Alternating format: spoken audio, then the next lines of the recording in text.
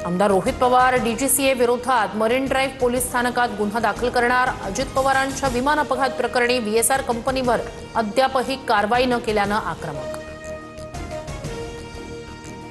डीजीसीएनं 28 तारखेला दिलेल्या अहवालातून व्हीएसआर विमान कंपनीला क्लीन चिट देण्याचा प्रयत्न। रोहित पवारांचा आरोप। 2 दिवसात पत्रकार परिषद घेऊन डीजीसीएनं दिलेले अहवाल सर्वांसमोर मांडणार। हवाई वाहतूक मंत्र्यांकडून व्हीएसआर कंपनीची पाठराखण। राममोहन नायडू यांच्या राजीनाम्याची मागणी कायम। राज्य सरकारमधील संबंधित अधिकाऱ्यांवरही कारवाई करा, रोहित पवार यांची मागणी। उपमुख्यमंत्री सुनेत्रा पवार बारामती पोटनिवडणूक लढणार। राष्ट्रवादी काँग्रेस पक्षाच्या कोर कमिटीच्या बैठकीत एकमत, तर सुप्रिया सुळेंकडून पोटनिवडणूक बिनविरोध करण्याचे संकेत। राज्यसभेसाठी भाजपची रणनीती ठरली। वर्षा निवासस्थानावरील बैठकीत 4 नावांबाबत चर्चा।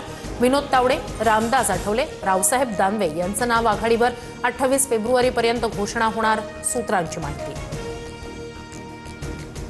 महाविकास आघाडीच्या आमदारांची आज विधान भवनात बैठक होण्याची शक्यता। राज्यसभा निवडणुकीसंदर्भात चर्चा होणार, सूत्रांची माहिती। राज्यसभेसाठी मवियाकडून शरद पवार यांच्या नावाची चर्चा।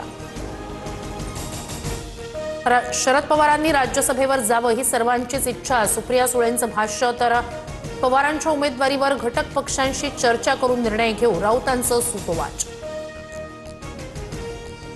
शरद पवारांना पुण्यातील रुबी रुग्णालयातून डिस्चार्ज। प्रकृती स्थिर असल्याची डॉक्टरांची माहिती। डिहायड्रेशन झाल्यानं 4 दिवसांपासून सुरू होते उपचार। मुंबई महापालिकेच्या शिक्षण विभागासाठी 4248 कोटींची तरतूद। डिजिटल क्लासरूम, 278 इंग्रजी भाषा लॅब आणि सायबर साक्षरतेवर भर। 10वीच्या गुणवत्ता विद्यार्थ्यांचा पदवीपर्यंतचा खर्च पालिकेतर्फे उचलला जाणार। सोलापूर, लातूरसह इंदापूरमध्ये अवकाळी पावसाचा हाहाकार। वादळी वाऱ्यामुळे टोमॅटो, द्राक्ष, कांदा, टरबूज, ज्वारी पिकांचं प्रचंड नुकसान।